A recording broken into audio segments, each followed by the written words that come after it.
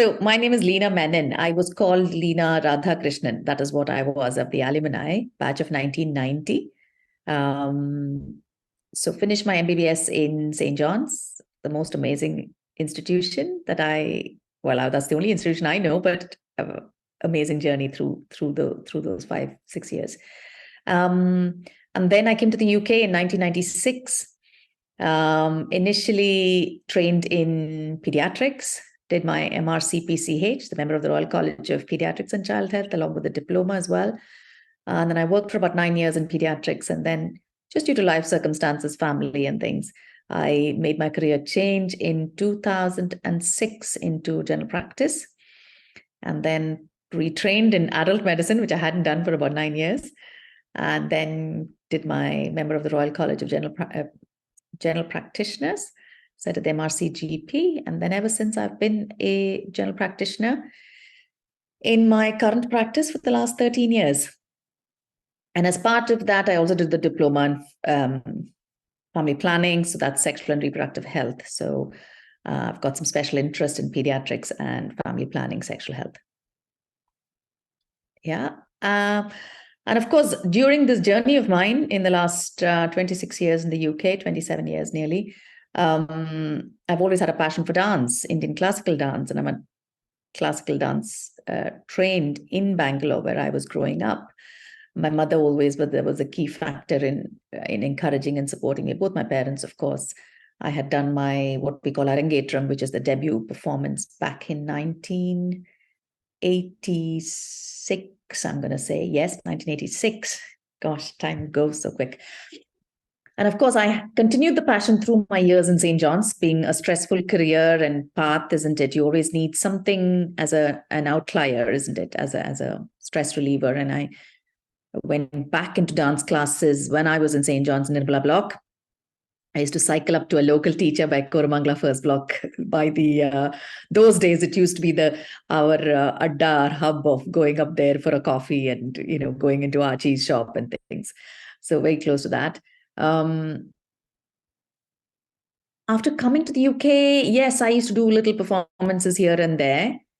And then, of course, my daughter was born in 2003, and I wanted her just for, to pass the legacy on, the culture on, especially in a foreign land. So I was in search of a good teacher. And, by fate or destiny, we had a wonderful teacher who joined us in 2012. So a little over 10 years ago, I started a small dance school with 4 children, with 4 girls. I was not teaching because I had my own career, but I also wanted to relearn and just keep practicing dance. So started this small dance school, and now it has grown to about 46 students we have currently. We have a different teacher, just due to circumstances, things changed. And I changed the name of the company as well. It's called Samarpan Nrityalaya, small little dance school in Cardiff. It's making its name, and we're a small school imparting Indian culture and art. So I do 2 things simultaneously: work as a general practitioner, my primary career, and of course my little passion, which is my Indian dance school. The children have grown up, and I can see my daughter. She is hopefully going to do her Arangetram early next year. She's 19 now. Yeah. So that's my little summary in a nutshell, shall I say. St. John's was, one of the top 5 medical schools in my time, and I think it continues to be so, isn't it, in India?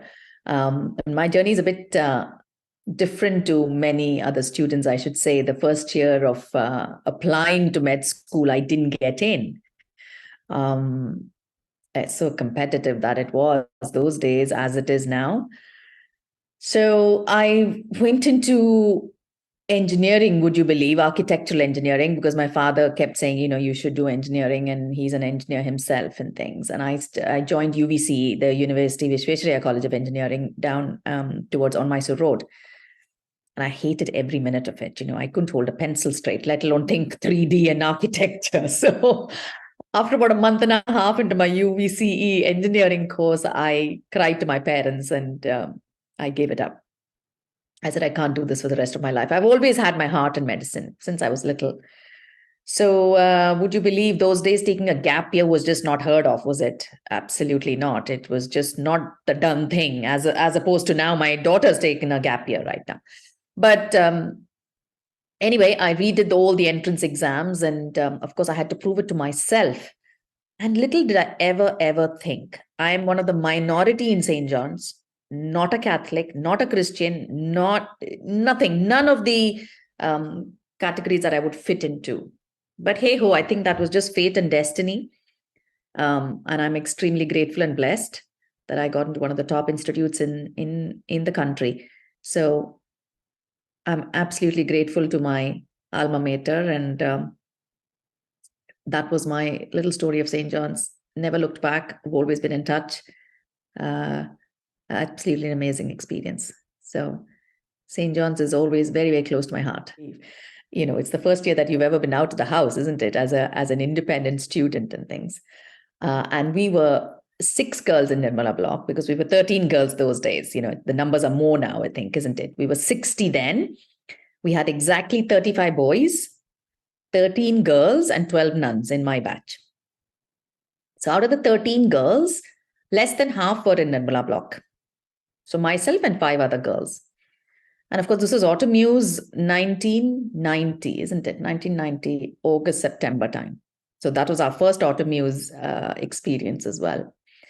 And I don't know if you've heard of Dr. Mascarenhas. Dr. Alfred Mascarenhas was the dean then. He's no more now. Maya Mascarenhas' father. And the first night, I think it was the first night of the rock show or one of those things. So of course we were partying and, you know, having a ball, whale of a time, and we got locked out. The Nirmala block had a curfew of 11 o'clock. I don't know if that still exists. We got locked out. And of course the grounds, what is currently the grounds there in front of the medical college building, was slightly different, I think, those days.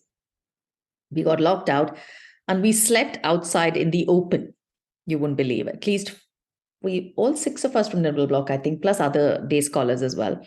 And we slept on all, you know, those tarmac and all that they used to put for Autumn Muse celebrations. You know, those shamiana things. We put it on the on the ground and we slept there because we got locked out.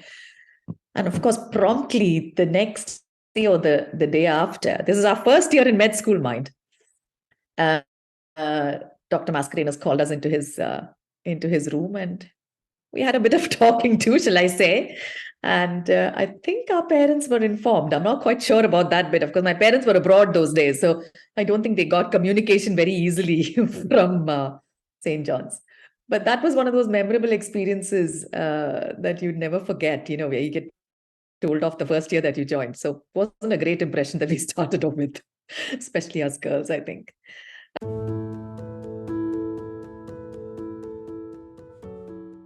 God, Autumn Muse was very, very special to us, isn't it? And I think especially because there was a lag in the few years before we had joined. I think they had suspended it for some time because of some problems that had come up. So I think it was 1990 was the first one back that they restarted it back.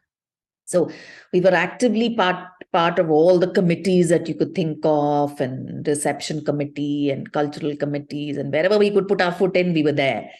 Super enthusiastic that we were, because we were new to the scenario.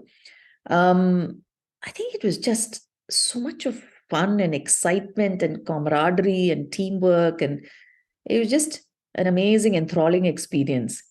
Always etched in our memories. And of course, by the 3rd year, we were the kind of organizing committee, because by then you're the, like in your case, I think you all are the cultural secretary, general secretary, and all those things in the committee now, isn't it? Your batch, I think. So I think that time the experience was even more thrilling, because we you know, all the effort and energy goes into organizing the whole thing with all the juniors and seniors help. And so every year had its own amazing kind of experience with Autumn Muse, and all the different activities, the sports activities. I mean, even if we didn't play sports, we were there cheering and shouting and yelling, and all the cultural activities, because I was always there for all the dances and, you know, not the singing, of course, but took part in a lot of intercollegiate competitions. I remember for sports days, there was nobody to do the cycling. The long distance cycling they used to have from St. John's right up to Madiwala, I think it was, or beyond, some 10 kilometers was there. And I remember from our batch, none of the girls would go. And enthusiastic me would go because I loved cycling. I liked cycling those days. And I think with dance and things, I had a bit of stamina and stuff. So I used to go represent the school, the batch, or the batch, I think, for only for cycling. And badminton, yes, I used to play badminton a little bit. So I remember Shireen, my other friend, and Andrade and myself, we used to go and play badminton. And yeah, we did a few competitions here and there. So wherever we could, we just put our hands in carom board and all sorts of things, although we were not good at it. But I think it was more the spirit of it all and participating and just enjoying yourself, isn't it? So yeah, lots and lots of, and the mess, of course, had some amazing memories of all the festivals we celebrated, Onam and Diwali and Holi and all sorts. I'm sure you'll do the same now, just one phenomenal experience. And of course, I think we were the last batch to be ragged, to have that ragging thing, which you can't talk about now, of course. But it was more a bit of fun. But yeah, there were quite a few. And I had the easy way out for everything. I went and danced. So it was easy because that was my strength. So they had a laugh at it all. So just took it in the spirit of it. Because we were such small numbers, no? We were only 60 in the batch. So most of us had to be part of some committees or the other. So yeah, we were part of a few of the committees and actively took part, participated in most of the activities. And of course, even the Automuse, I remember the drama bit as well. And we'd done a beautiful, it was The King and I don't know if you know the story of King and I. I mean, I'm trying to recall where we had that, the Chinese emperor, and there's a little kind of theatrical production that we did. Yeah, and I think that was either the second or the third year, and all the kind of preparation that goes into it. Oh my God, weeks and weeks of practice and making costumes and all sorts of things. We did competitions outside. I remember going to Christ College, and we went for Mardi Gras one year. I think year 4, we went to Mardi Gras, Chennai. We went for the competition there, just for the fun of it and to take part. So both. So yeah, we solo was there, but more kind of I would collaborate with Sanjay more than anything else. And another very memorable, recalling back for our freshers party. I think maybe it's still there. Where your immediate seniors give you the party, isn't it? The first week or 2 weeks or something like that. And we had this long table, absolutely long table in the mess. You wouldn't believe that's the first time ever I have danced on the table. So everybody was shouting and screaming, and in a sari and this, that, and the other. So both Sanjay and me suddenly jumped. They pushed us on the table. I mean, we were not physically dancing. We were kind of just doing some strange movements. And I think I had some photos of those, but I can't seem to find it. Honest to God. So some real mad moments in life. Yeah. Dance was such a de-stressor for me. It was always the most enjoyable part of it, So I never looked at it as a chore or as a big form of, oh my God, I've got to do it kind of thing. No, it just came naturally. I think if you've got a passion for something, isn't it? It is never a stress. It's more of a stress reliever, isn't it? Because you've got to do work and exams and academics and stuff. So this was always something to take my mind off that. So if you ask me, how do I, even now when I run the dance school, and there's a lot of stuff that I got to do along with my job and running a family, I've got 2 kids. I know some people ask me that, and I don't think too much about it, I guess. When you have that passion and you already got the drive, and of course now it's become a responsibility for me, because I run a dance school and there are so many children in there, then it's kind of an auto mode almost. It's there, and I think, no amount of money or anything can replace the satisfaction that you get from, because I started it as a small little baby of 4 children, my dance school now I'm talking about. And it's just blossomed into a beautiful family, where we're all part of it. And of course, children performing, I think when I see them on stage, the kind of joy and happiness and satisfaction I get is just, unsurmountable. It's money can't speak those. And I always encourage anyone, trainees that we have. I said, you've always got to have something else in life to fall back to, isn't it? Because otherwise life just goes by you. I think that's in my own little personal. Yes, you've got to juggle a lot of things. I'm not saying no. And sometimes you wish, oh my God, you had a bit more time in your hands. Especially when my children were young and I was juggling a career, family, the dance school, all those. I just think, oh my God, why am I doing it? And then when you sit back and you reflect on why you're doing it, and you get the answer quite easily. So in my opinion, yeah, I mean, medicine is a tough career path. It's a vocation for life, isn't it? And when you have something else to just deflect that um, in your artistic kind of sphere, and we know a lot of doctors have got that art behind them. And our typical examples are Madiwala cockroaches, who perform for the UK alumni on a regular basis, and they do gigs outside as well. And they're all artists in their own field, isn't it? Amazing band that they've kept going actually from those days. We're talking about the 80s now. These guys are senior to me. So they all have that something of a let out, or sports is the other thing, I think.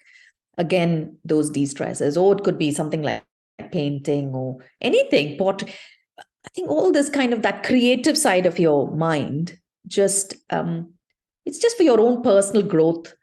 And of course, you're giving back to the community in a way. And I think that just kind of, it fulfills me a lot, I think, in a short kind of nutshell. It is a fulfilling kind of experience. And in the same process, or in the process, the community is benefiting from it and the next generation is benefiting from it. So yeah, there was one dance, not of myself. I remember Sanjay, my classmate, performing this beautiful dance, and it was to celebrate. We had the ambassador, one of the top ambassadors was visiting St. John's, and his father was an ambassador to India in Trinidad and Tobago those days. So he was one of the national kind of students who would come and joined us. And he did this beautiful performance. It still pictures in my mind, to Phil Collins' song, Against All Odds. I think it was that song, or one of the songs by Phil Collins. So where he put Bharatanatyam and the emotions of that to a Western song. And that's when you think, dance music is just a form of communication purely to the audience. So you could just take any piece of music or instrumental piece and set dance to it, whatever be the style of dance. It doesn't have to be Indian classical. Say you were doing a ballet piece and perhaps you had a piece of very melancholic music and you were saying the story of Romeo and Juliet, just giving you an example. And as long as you can reach out to the audience and communicate, I think you've done your job as a dancer or as an artist. So I think that strikes in my mind. And I used to always think, God, collaborating is so, so beautiful. He'd done it in the open grounds outside the med school building. And that particular one sticks in my mind a lot. And I've always felt that we should do more of it here. But it's getting around to finding the right people to coordinate and work with. So I'm hoping that we can do something like that in the future. Yeah. I think what struck me was, we 6 girls that from my batch, we used to always stick together. And we had quite a bit of a trek to walk to the mess, those days. And there was no walkway. We had to cross the road. Of course, it was not as busy as nowadays. And I remember exam times, especially the year 4, year 5 exams, a lot of stress. But we used to always make a point that we meet up downstairs. Okay, we'll say we're going for tea at, 4:30, 4:45, whatever. And then we'd all walk together, talk, and come back. And that kind of, that friendship, and we all got on fine. That was the other thing, none of us had any egos about anything. And we really got on fine. And even now when we meet, it's just as if we've met after, we've left from, we start from where we left off type of thing. Those kind of things strike me. And there was one incident, few incidents where, through the back. So we used to walk, the current outpatient, and then you go round. So, and then where the current, I think it's the oncology center. I think you kind of pass that, and then you reach that second gate, and then you cross the road. So that little strip used to be quite dark at night. There were no street lights those days. And there were a couple of occasions where some boys had chased us. We don't know from where, they would come from outside and come and chase us and things like that.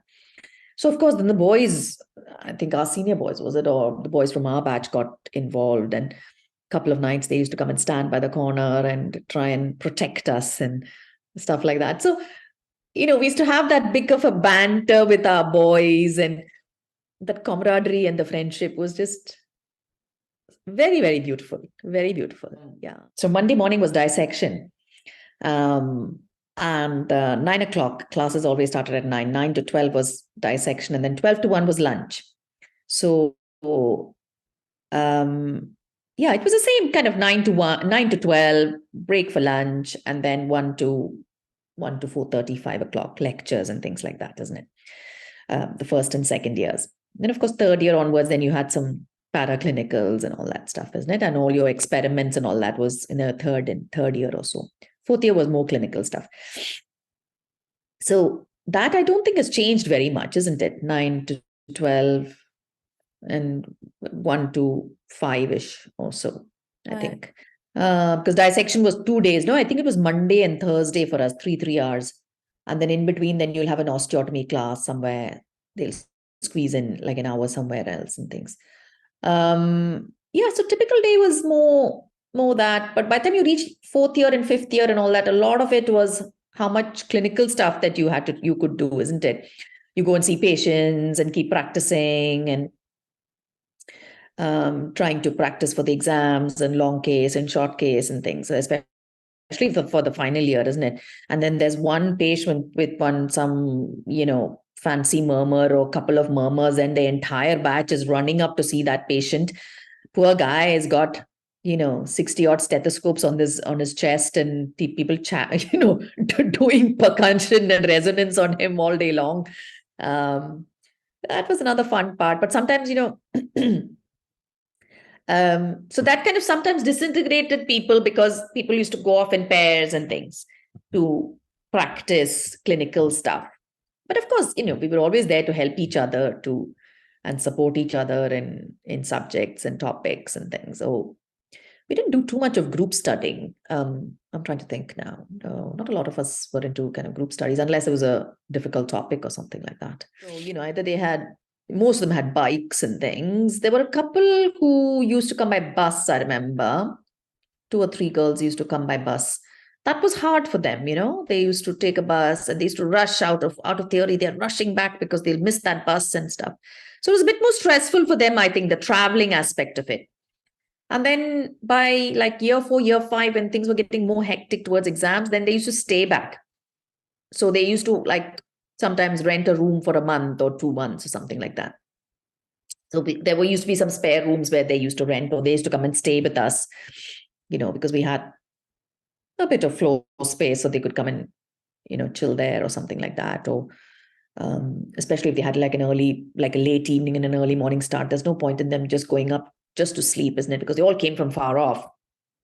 I remember a couple of the girls, Mary, Sandra, Dr. Mary Dias, who's the vice dean. She's my batch. Yeah. I suppose you got the travel aspect of it, but practicing was easy. We used to do it I used to either do it in my room or in the common room or something like that. So practicing and all was not too difficult. It depended on what the competition was. I don't think we went for too many competitions outside. I remember going for the Christ College one, Jyoti Nivas one and things, but outside, no, we used to kind of stick to the ones that we'd already done, because there was no time to practice new things, If there was anything new, then we used to do it as a solo, not as a group. And Sanjay was very good at choreography and things. So he used to kind of take a song and he says, oh, let's do this or something like that. And then we used to quickly cook up something. So we've done a few Shiva Parvati kind of songs and things. So which we could do it as a man and a woman kind of story, So, no, don't think we went for too many, but the few that we did go to were either tested, tried dances. My challenge was the first year when I didn't get into medicine. And that, I think, actually was a trigger or a catalyst for me to face that challenge. I say I came out more stronger, because it was almost a challenge to myself to prove to myself that because I really wanted to do medicine, that I can do it. So that was early on in my journey as a doctor. And of course, I mean, medicine is a stressful career, isn't it? All your exams and what have you. And even in the UK, once you come up here as a postgraduate, and of course, it's doubly difficult here because you've got a family as well to juggle with. And I think that every woman, or maybe men, also go through it. I'm not saying no, in their own way.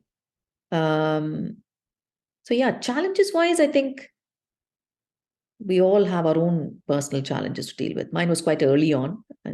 Sometimes it continues through life's journey. You will have various other challenges as well. My other difficult one was when I was contemplating changing my career from pediatrics to general practice. So that was a big thing for me. So I took a while to decide, but I think I did the right thing and I have no regrets. Yeah.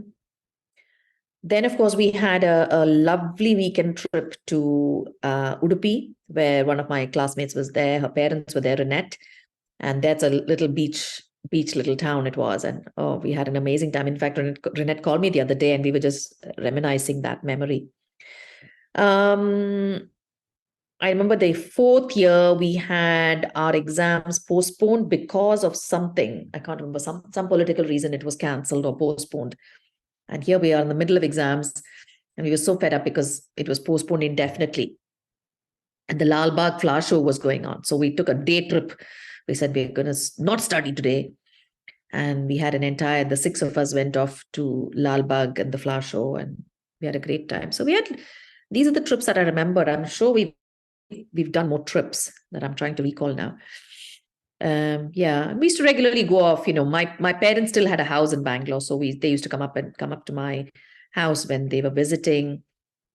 Or we used to go to Shaila's house, who was in, all the Bangalore people who had their houses there. We definitely made it a point to go there. Shireen's house, we used to hang out sometimes because her parents were away. So we used to hang out and watch videos and all that. All the things that we're not meant to do as girls. We did all the naughty things. Yeah, absolutely. Kanya's house we've gone to, where was Dr. Sai Rajangam's daughter. Dr. Sai Rajangam, would you know her? She was a professor of anatomy. No, I think she retired many years ago. So they used to live in Bangalore as well. So yeah, we used to take quite a few trips wherever we could. I think St. John's gave us a very strong foundation to be a good clinician and a good person. Strong values, strong morals in our professional life as well as our personal life, in a way. And I think it molded us holistically as a person and as a clinician. And we had such excellent teaching, and I think that, I think all the principles that were questioned or we were asked at the interview, at the initial stages itself, you could see the reason why they were asking those questions by the end of your 5.5 years, because they wanted people who were kind of wholly and holistically minded, shall I say. So yeah, I think St. John's as a alma mater has been very strong in my molding as a person and who I wanted to be and who I wanted to achieve in life. And I think I'm kind of halfway through that journey in my own life. So yeah, absolutely.